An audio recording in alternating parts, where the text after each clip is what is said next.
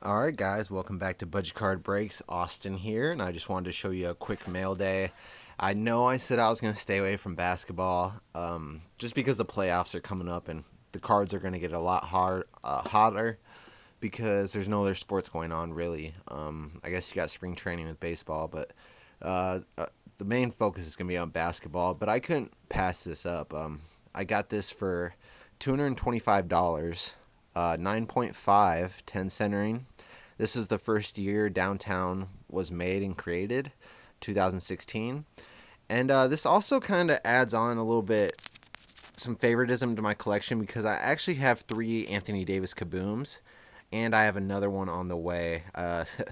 This week, I'm only going to have about two Pokemon cards coming in the mail because I did order a 2015 Anthony Davis. So I have the 2013 Anthony Davis, 2015, 2018. So I guess I have three, including this. And I noticed when you build Downtown's Kabooms, that's like my main collection pieces, guys. That's what's like important to me for my collection. And I noticed when you have a lot of the same player in different years, they're a lot easier to sell. Like if there's an Anthony Davis fan, and the thing is, what's crazy is he'll go on cold streaks, guys. Like when he's injured and stuff. Like I remember I picked up the 2013 Kaboom of his. I literally paid like 250 for it. I paid like 200 for all of his Kabooms. But at certain times in the year, this year, they have sold up to 700, 600, 500. Just depends what he's doing in the league and how hot he is.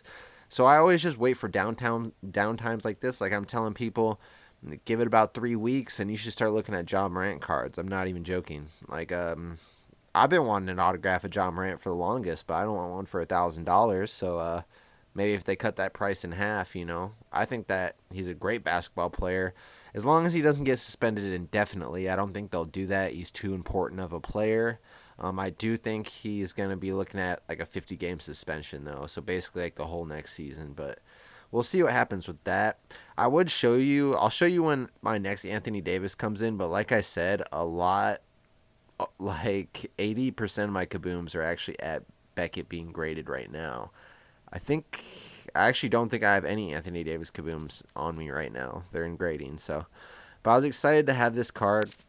Another thing I kind of wanted to touch on is why I was kind of gravitating back towards this is I'm still learning in Pokemon, guys, and when I was buying these near mint cards, right, although they're near mint and I'm paying top dollar for them raw, when I get them in the mail and I look at them closely, I can always find one imperfection, if not multiple.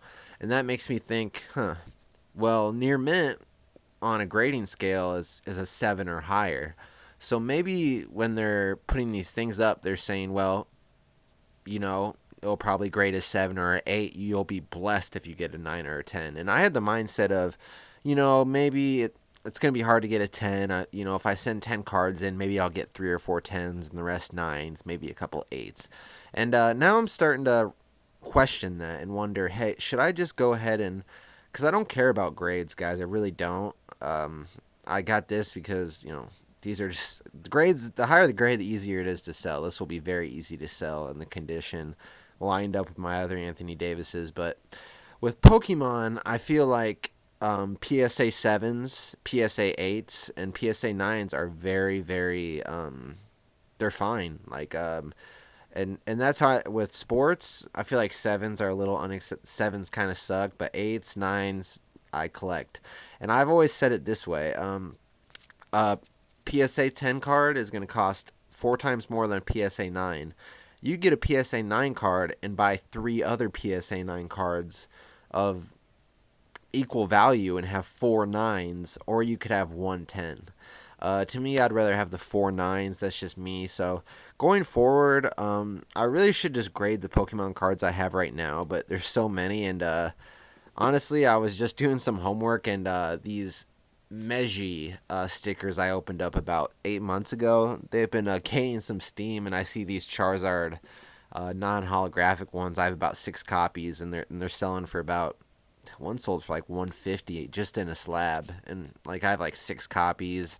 I think I pulled 168 hollow stickers out of there, and like the Blastoise hollow sticker, Gem Mint 10 sold for like 150. The Gengar did, the Mew did, and I was like, wow, I have all these.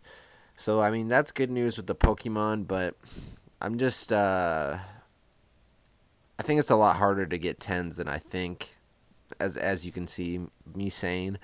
I'm gonna continue to buy raw, but at the same time, like today, I found a EX Charizard, Japanese, which I prefer Japanese actually, graded in an 8 for $89. Or I could buy the card raw for I think $185. Trying to get a 10, a 9, and I could even get an 8 or a 7. So I was like, man, I'm going to pick up this 8. That's $85. That just makes sense to me. But yeah, I'm going to play it by ear. I just realized I'm bad at setting boundaries for myself, like no more sports cards. I set a budget for myself, and I am sticking to the budget. As long as I stick to my budget, I can buy sports or Pokemon. I'm looking to add on to both collections. The only sports cards you'll be seeing me buying are just adding more Kabooms and Downtowns to the collection. Probably nothing like too outside of that realm, just because that's what I mainly collect, and I'm always looking to add on to that. Yeah, so, and I have a couple of Kabooms on the watch. I'd love to get an Andrew Wiggins one, and a couple other guys, but Pokemon realm, like for example, a Chansey EX. I really want Chansey EX. I don't know what set it's from, but if you know Pokemon, you know what I'm talking about. It's got like the card, the whole surrounding of it is like bright silver, right? And it's got Chansey in the middle. I think it's like a 2003, 2004, 5 card. I don't know, but I can't find any near mint ones on TCG Player. So I'm like, should I play lightly played, you know? And then I'm looking on eBay, and they want $40 for a PSA 8. Um, Mind you, that's how much it cost for like a near mint copy. And then I would have to pay $20 to grade it, so $60 into the card, and hope that it gets a 9. Really doesn't make me money. It would make me like 10, $20. But luckily, Pokemon is more of a personal endeavor for me. It's more of a collection. Sports cards, they're a lot more.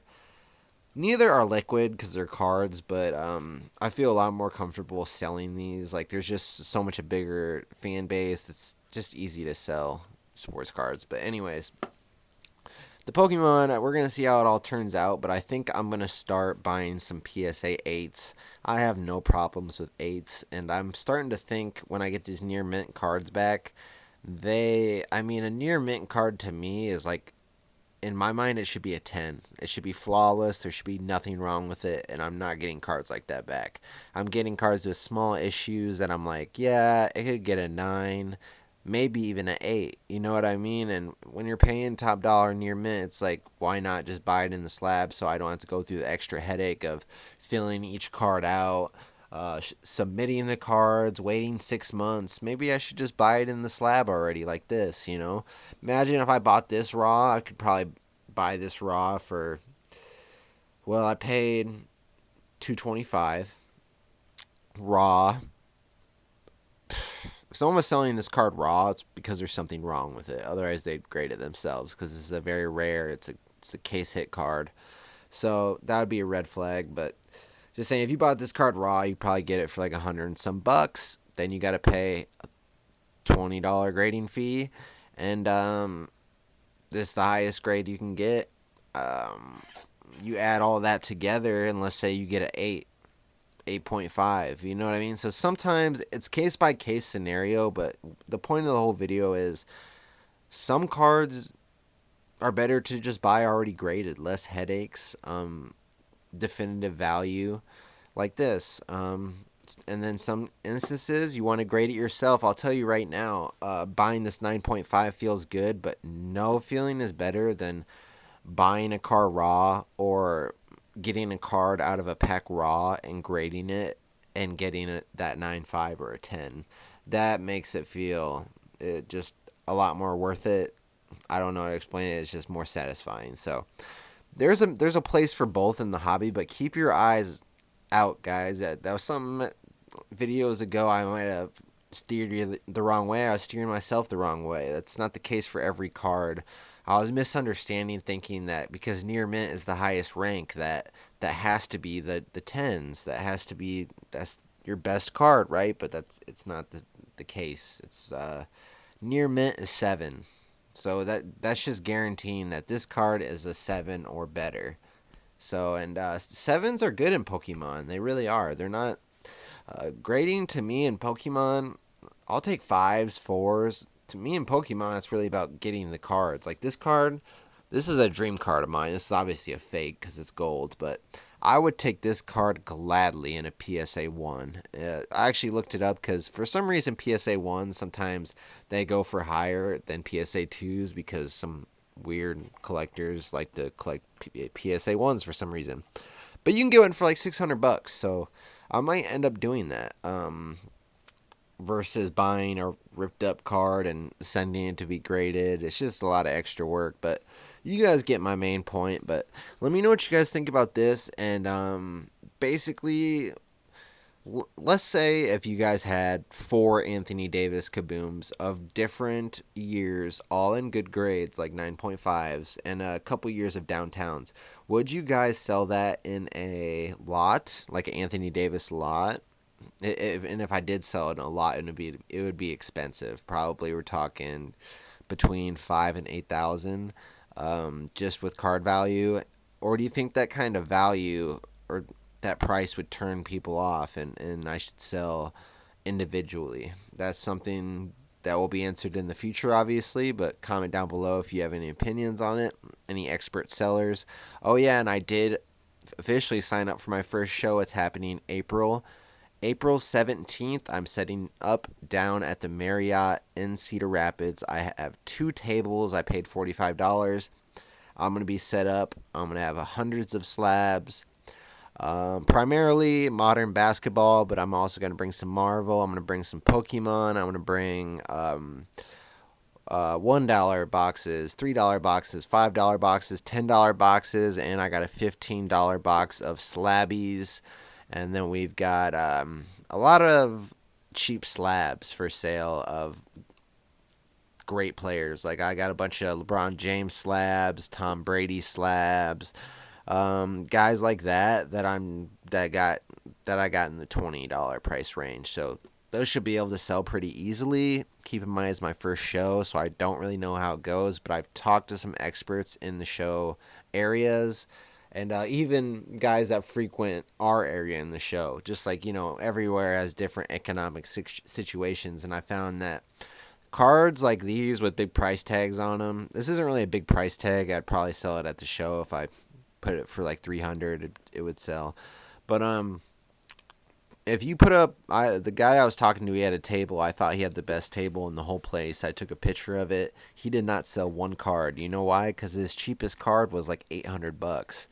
And the guys that had the dollar boxes and the $20 slabs, they were selling out. And that's what he told me. He said, look, man, do that. And that was just great news to me because I don't want to sell these cards. These are my personal collection cards. I don't plan on selling these till like retirement age. But however, like, you guys saw the slabs I showed you. I mean, I'd sell those in a heartbeat. And I got those for stinking cheap, man.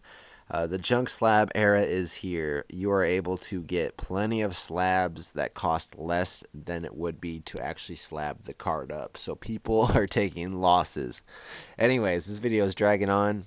Thanks if you stayed this long. Comment, like, subscribe. Let's get to 500.